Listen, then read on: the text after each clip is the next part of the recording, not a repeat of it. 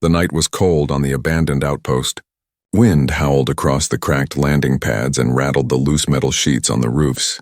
Inside the small clinic, Daniel sat alone at a dusty desk fixing an old scanner. He was the only human left on this forgotten planet, and he had not seen another living soul for months.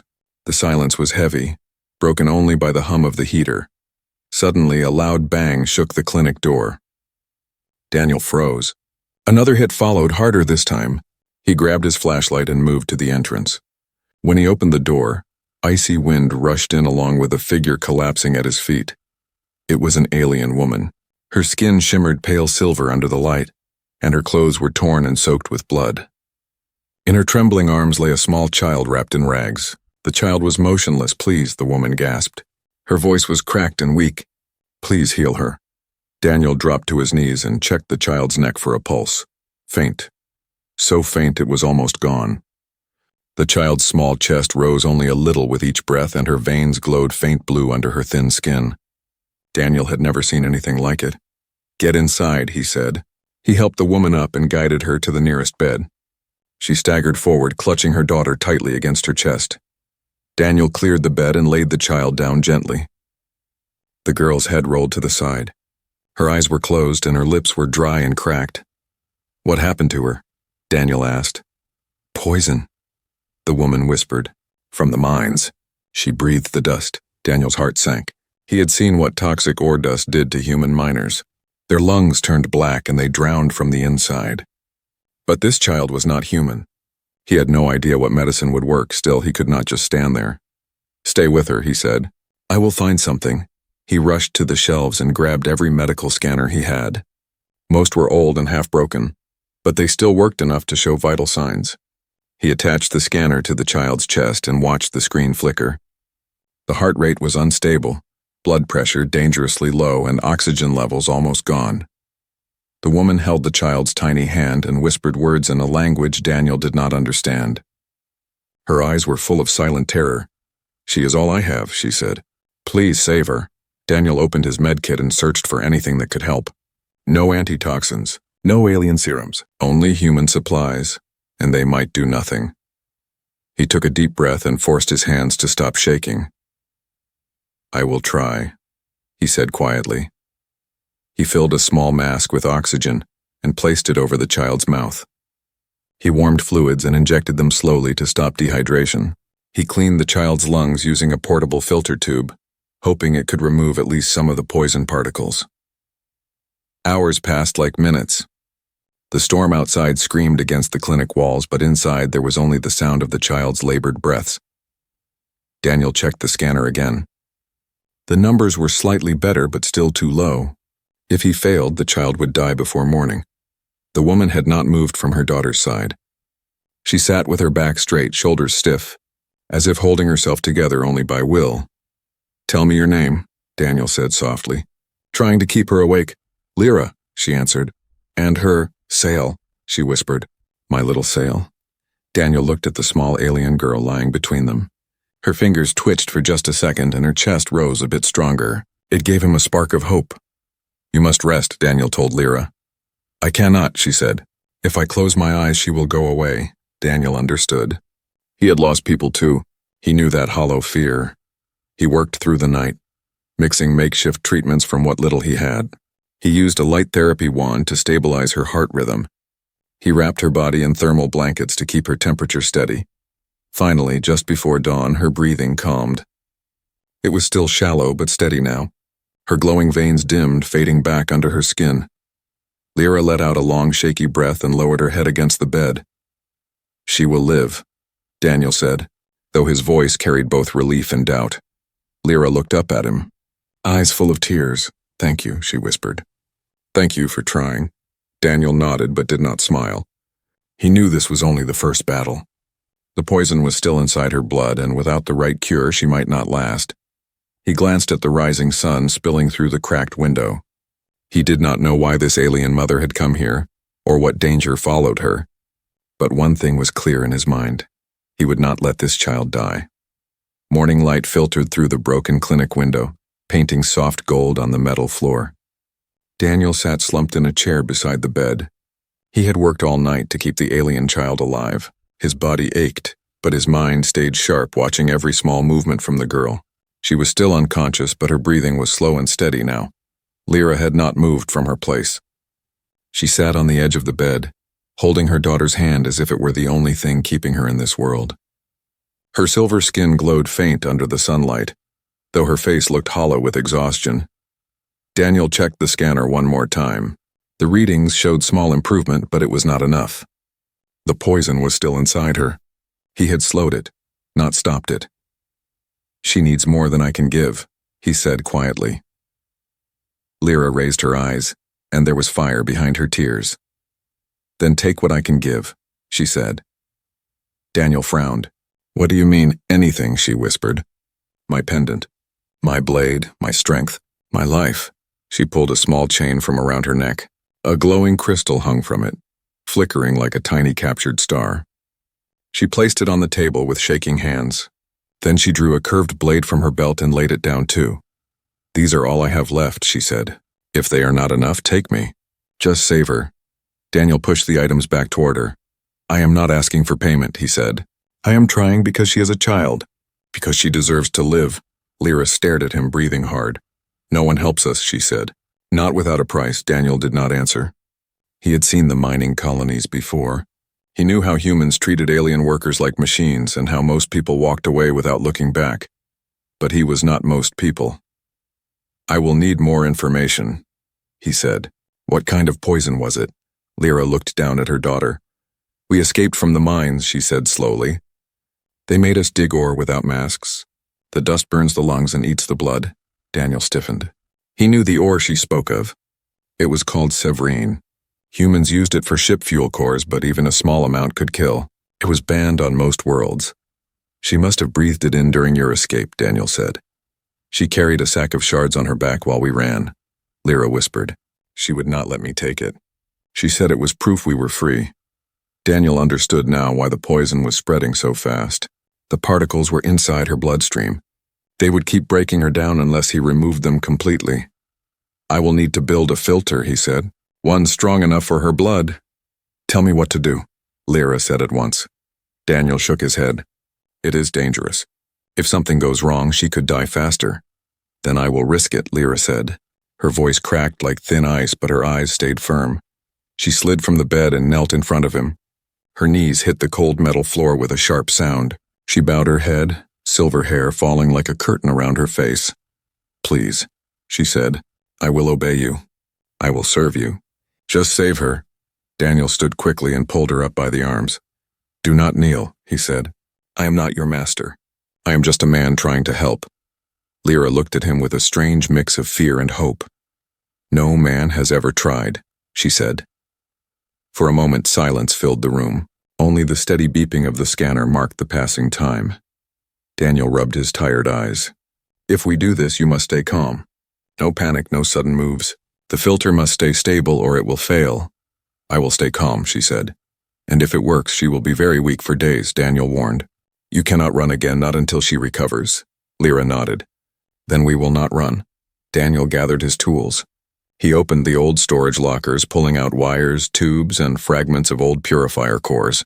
The clinic had once treated miners, so some parts were still hidden there. He cleared a table and began assembling them into something new. Lyra watched him with silent eyes. Her hands shook, but she forced them to be still. As he worked, Daniel spoke softly to keep her focused. "What will you do after she recovers?" "Find a place where no one can take her away," Lyra said. "You have family." "They are all gone," she said simply. "She is all I have." Her words hung heavy in the cold air. Daniel tightened the last seal on the machine. It gave a weak hum of power. "It might work," he said. "We will try it tonight." Lyra reached for his arm. "Thank you." Daniel looked down at her hand. It was warm despite the chill. "Do not thank me yet," he said. "Wait until she opens her eyes." Lyra pulled her hand back slowly and returned to her daughter's side. She brushed Sael's hair from her small face and began to hum a soft tune. The sound was fragile, like glass about to break. Daniel watched them for a long moment. Then he turned back to the humming machine and whispered to himself, "She has one chance. I cannot fail." Night returned to the lonely outpost, wrapping the clinic in deep shadows. The heater rattled against the cold air while Daniel worked at the center table, building the purifier with shaky hands. Tools were scattered across the floor like fallen bones. Old cables snaked around his boots, and the sharp smell of burning circuits filled the room. Lyra sat beside the bed, holding Sale's hand. The little girl had not woken. Her small chest rose and fell with a faint rhythm, and her glowing veins pulsed weak blue under her skin. Each breath looked like it could be her last. Daniel tightened the final valve on the purifier and wiped the sweat from his forehead. His body screamed for rest, but time was slipping away. If the poison stayed much longer, it would eat through her heart. He walked over and knelt beside Lyra. "We have to start," he said. Lyra lifted her head. Her silver hair stuck to her cheeks, and her eyes were red from sleepless tears. "Will it hurt her?" she asked. "Yes," Daniel said. "But if we wait, she will not survive." Lyra pressed her forehead against her daughter's hand for a moment. Then she nodded once. "Do it," she whispered. Daniel moved quickly. He set up the purifier beside the bed, attaching clear tubes to its core. The machine hummed, lights flickering across its cracked panels. He inserted the intake needle into Sale's arm, careful not to tear her thin skin. The fluid inside the tube glowed faint as it flowed. When the machine activated, Sale's body twitched. Her back arched and her mouth opened in a silent cry. Lyra flinched forward, but Daniel held her back gently. "She must stay still," he said firmly. Tears slid down Lyra's face as she gripped the sides of the bed. "Stay with me, Sale, please stay." The purifier pulled the poisoned blood out, filtered it, and pumped it back in. Sparks flickered at its base with every pulse. The machine was never meant for such delicate work. Daniel adjusted the flow speed, sweat running down his neck. If he pushed too hard, it would destroy her blood cells. If he slowed down, the poison would win. Minutes crawled like hours. The scanner beeped an uneven rhythm, marking Sale's fragile heartbeat. Her breathing grew shallow, then fast, then shallow again. "Come on," Daniel whispered. "Hold on." Suddenly, the purifier let out a sharp warning tone. The lights turned red and smoke curled from the side panel. Daniel's heart lurched. He grabbed a wrench and hit the power regulator. Sparks burst out, lighting the dark room for a moment. "Stay with her," he told Lyra as he dived under the machine. Lyra knelt by the bed, her lips moving in a low chant. She held Sale's feet gently, trying to keep her still as her small body shivered from the treatment. Daniel ripped open the machine's panel and rewired the melted coil with shaking fingers. The heat burned his hands, but he did not stop. The smell of scorched plastic filled his nose. "Almost there," he muttered. The machine flickered, then steadied. The hum rose to a soft whine, and the red lights shifted back to green. The fluid in the tubes brightened, glowing like liquid starlight. Daniel climbed out from under the table, his shirt streaked with grease. He checked the scanner. The heart rate had climbed a little, just enough to give him hope. Sale's breathing slowed to a gentler rhythm. Her skin lost its gray tint, returning to pale silver. The glow in her veins faded slightly, as if the poison's grip was weakening. "She is stronger," Daniel said. Lyra's eyes widened. She touched her daughter's cheek, then looked at Daniel with trembling lips. "You did it," she breathed. "Not yet," Daniel said. "This is only the first cycle. We must keep it running until dawn." Lyra nodded and straightened her back. "Then we will stay awake." The hours passed in silence except for the steady hum of the purifier. Lyra never moved from the bed. Sometimes she whispered stories in her language, telling them softly against her daughter's ear. Daniel listened as he cleaned tools and watched the machine. The words meant nothing to him, but her voice carried love so strong it filled the cold room with warmth. Outside, the wind screamed across the landing pads, shaking the walls. Inside, the battle for a small life continued. As the first thin light of morning crept across the clinic floor, the purifier beeped softly. The final cycle ended. The tubes ran clear. The poison was gone. Daniel disconnected the needles gently and wrapped Sale in clean blankets. Her body was still, but her breathing was calm and deep now. The scanner showed stable signs. "She made it," Daniel said softly. Lyra covered her mouth with her hands, her shoulders shaking. She bent down and pressed her forehead to her daughter's chest, listening to the slow, steady heartbeat. "Thank you," she whispered. Daniel sank into the chair, his muscles limp with exhaustion. He felt the weight of the night crash into him, but he did not care. He had won this fight. Still, a thought haunted him. The poison was gone, but not the danger. Someone had driven this woman and child here. Someone cruel enough to hunt them across worlds. And if they came here, they would kill them all. The storm outside had passed, leaving behind a sky full of cold stars. The outpost was quiet again, wrapped in the soft hum of old machines and the slow breathing of the little alien child. Daniel sat near the bed, head bowed, eyes half closed. His hands were still stained with oil and blood from the long night. Across the room, Lyra sat in silence, watching her daughter's chest rise and fall. Sail slept peacefully now, her skin glowing faint like moonlight on water. For the first time, the clinic did not feel empty. Daniel stood slowly and walked to the small sink. As he washed his hands, he saw Lyra's reflection in the cracked mirror. She was sitting perfectly still, like a statue carved from silver stone. Only her eyes moved, following every small twitch from her daughter. "You should rest," he said. Lyra shook her head. "I will not sleep while she sleeps. If she fades, I must be here." Daniel dried his hands and walked back to the bed. "She is safe for now." Lyra's eyes flicked to him. "Safe is not real. Not for us." Her voice carried a weight he could not ignore. He saw scars now that he had missed before. Thin dark lines along her wrists, circular burns across her back where her shirt had torn, signs of chains and whips. Daniel sat down slowly. "They hurt you?" Lyra lowered her gaze. "We were owned." Her words cut the air like broken glass. Daniel leaned forward. "By humans, yes," she said. "Miners, they took our colony. They forced us to dig. Those who slowed were beaten. Those who resisted vanished." Daniel's jaw tightened. He had heard rumors of human slavers using outer colonies, but hearing it from her lips felt different. It made his stomach twist. "How did you escape?" he asked. Lyra's voice grew quiet, almost a whisper. "We ran during a riot. The overseers fought among themselves, and the guards were drunk. I carried her through fire and smoke. We hid in trash haulers. We ran until the stars swallowed our trail."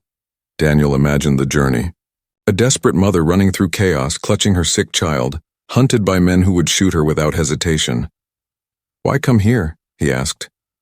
"It was empty," she said. "No ships. No soldiers. I thought we could breathe." Daniel rubbed his tired eyes. "You found me instead." Lyra gave a hollow laugh. "Perhaps the stars took pity on me." Silence returned. Only the steady beep of the scanner marked the passing moments. Daniel's mind would not rest. If those slavers were looking for her, they might track her trail. If they came to this outpost, they would kill them all. He had only a few defense turrets left, old and unreliable. He looked at Lyra again. She was gently stroking Sail's hair, humming a soft melody in her own tongue. Her voice trembled, but she forced the song to stay steady. "She trusts you," Daniel said quietly. "She is too young to know fear." Lyra replied, "I envy her." Daniel stood and walked to the window. The cracked glass showed the wide black desert outside. No movement, no lights. Yet something deep in his gut twisted like a warning. He spoke without turning. "If they come here, they will not stop. You know that." "Yes," Lyra said. "You will have to run again." "No," she said sharply. "Not this time." Daniel turned to face her. "They will kill you." "Then they will try," she said. Her eyes burned with quiet fury. It startled him. For a moment he saw not a broken mother, but a survivor made of steel and fire. Daniel walked back to her. "You cannot fight them alone." "I will not be alone," she said. She looked at Sail, then at him. "Not if you stay." Her words caught him off guard. He had lived alone for years, fixing machines and counting the days by the rise of the sun. No one had ever asked him to stay. He looked at the child again. She breathed steady and warm, curled under the blankets. "If I help you, they will come for me too," Daniel said. Lyra met his gaze. "Then you will not be alone either."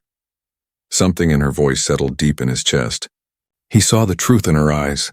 She was not asking for safety. She was asking for a chance to hope. Daniel let out a slow breath. "All right," Lyra blinked. "You mean it?" "Yes," he said.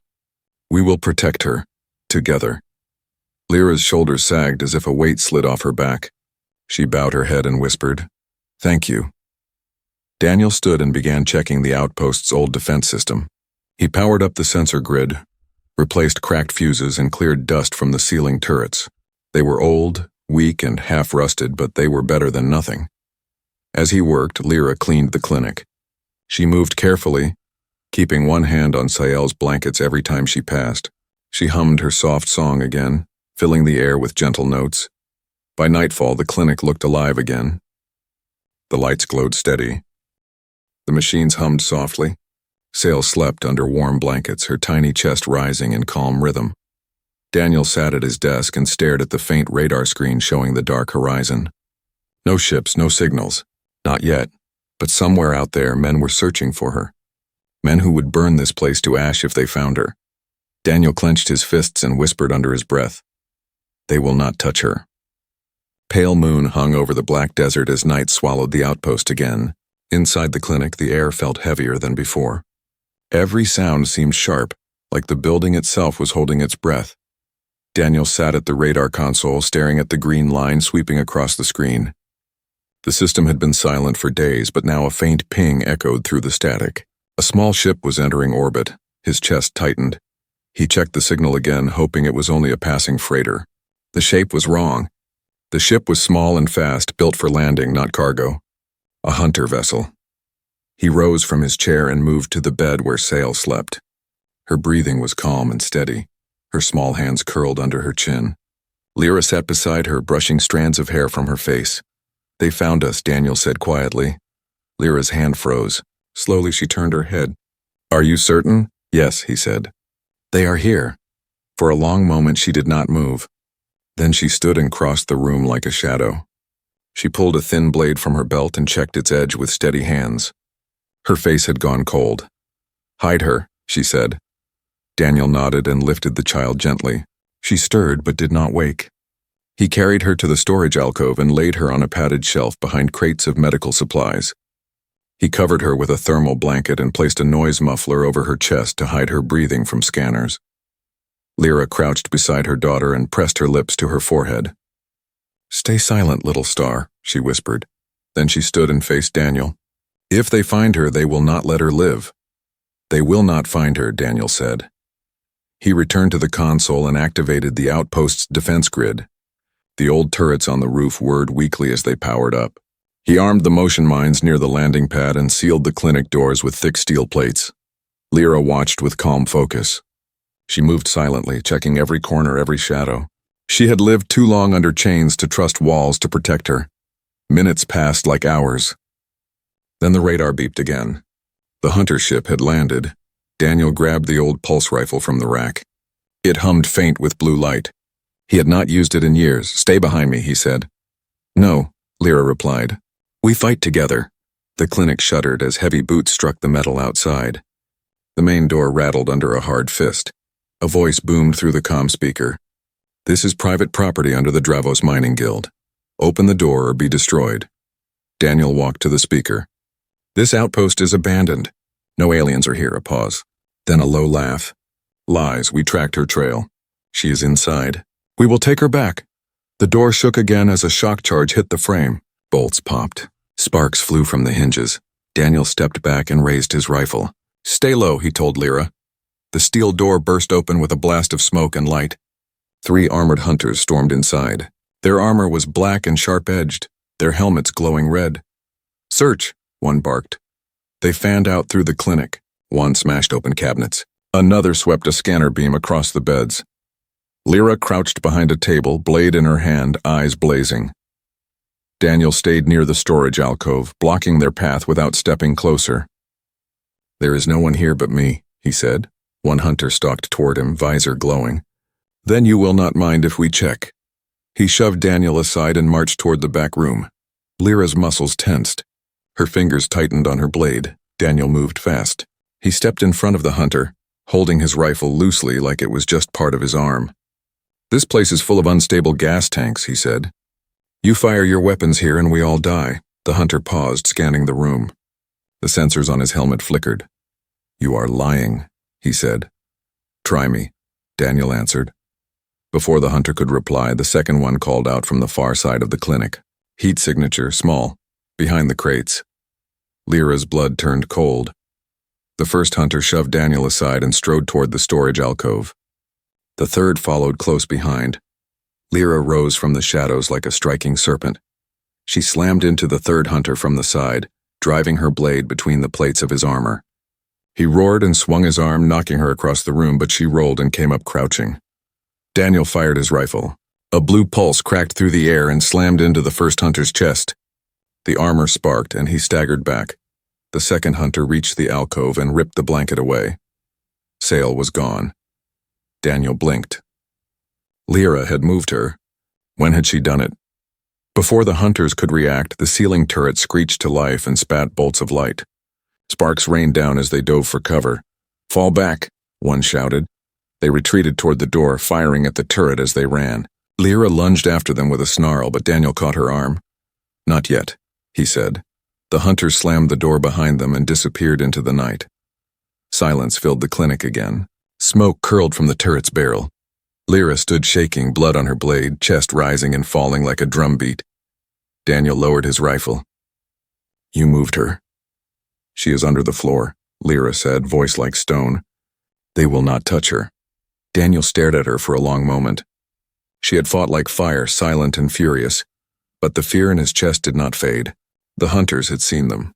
They would return, and next time they would not come alone. The clinic was silent, but the silence felt like the edge of a blade. The air was thick with the smell of scorched metal. The turret hung broken from the ceiling, still smoking from the fight. Daniel stood at the console, eyes locked on the radar screen. The hunter ship was still on the ground, but its signal had grown brighter. Reinforcements had been called. They were waiting for backup. He tightened his grip on the old rifle. His shoulder ached from where the recoil had slammed him, but he forced the pain away. Lyra crouched by the floor panel and lifted it carefully. She reached down and pulled Sale out from the hidden compartment. The little girl blinked in the dim light, confused but safe. "She did not cry," Lyra whispered. Daniel looked at the child. "She is stronger than both of us." Lyra gave a small smile, then kissed her daughter's forehead. "She must sleep again." They laid her back on the bed and wrapped her in blankets. Sale drifted into soft breathing, unaware of the storm building outside. Daniel sealed the panel and turned to Lyra. "We cannot wait for them to come back with more. If they surround us, we are finished." Lyra straightened. "Then we strike first." Daniel studied her. Her silver skin was marked with bruises and blood, but her eyes burned bright. She was not afraid. "Do you know how to use a rifle?" he asked. She nodded. "I was born on a war moon. They made us fight before they made us dig." Daniel handed her his spare sidearm. It hummed faint with blue light. "Stay low and fast," he said. "We will trap them inside the landing bay." They worked in silence. Daniel dragged fuel barrels to the bay doors, wiring them to old detonation charges. Lyra strung razor wire across the narrow walkway leading in from the desert. They placed motion mines near the outer walls and rigged the power grid to overload on command. The outpost became a fortress built from scraps and desperation. As they finished, the radar beeped again. A larger signal entered the screen. Another ship was coming down. "They brought help," Daniel said. "Then we will burn it," Lyra replied.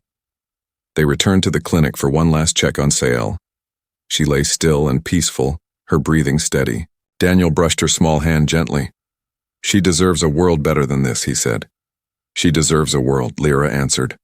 A low roar shook the walls as the hunter ship's engines fired. Dust rattled from the ceiling. The sound of boots echoed faint through the desert air. Daniel looked at Lyra. "This is it." She gave a sharp nod. No mercy. They moved out into the night. The air was cold and thin, carrying the sharp scent of fuel and blood. The desert stretched black and endless around the outpost, lit only by the cold stars and the glow of the hunter ship's ramp lowering to the ground. Figures emerged from the darkness.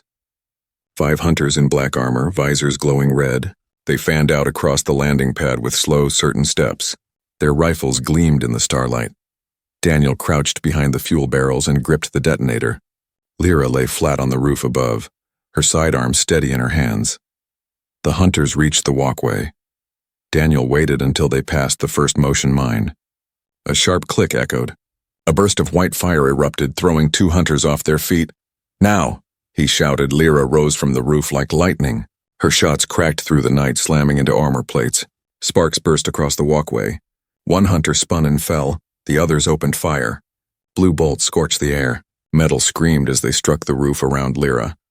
She rolled away and vanished into the shadows. Daniel hit the detonator. The fuel barrels exploded in a roar of fire. The blast wave knocked the hunters to the ground and tore chunks from the bay doors. Flames swallowed the landing pad, painting the desert in wild orange light. He jumped from cover and fired into the chaos. One hunter lunged at him with a shock baton, striking his shoulder. Pain ripped through him, but he drove his rifle butt into the man's helmet and fired point blank. The hunter crumpled.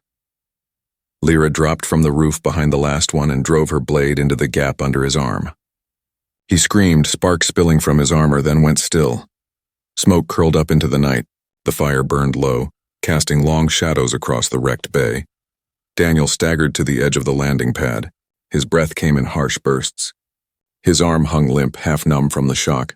Lyra stood beside him, chest rising and falling, blade dripping black. "They will send more," Daniel said. "Then we will be gone," she replied. They moved quickly back to the clinic. The fire behind them roared like a dying beast. Inside, the air was warm and still. Sail stirred when they entered. Her eyes blinked open, faint and tired but alive. Daniel knelt beside her bed. "We won," he said softly. Lyra sat on the floor and leaned her head against the bed frame. Her voice shook for the first time. "We are still here." Daniel looked at her. She was trembling, but her eyes still burned. She had fought like someone with nothing left to lose and everything left to protect. He touched her shoulder. "You are safe tonight."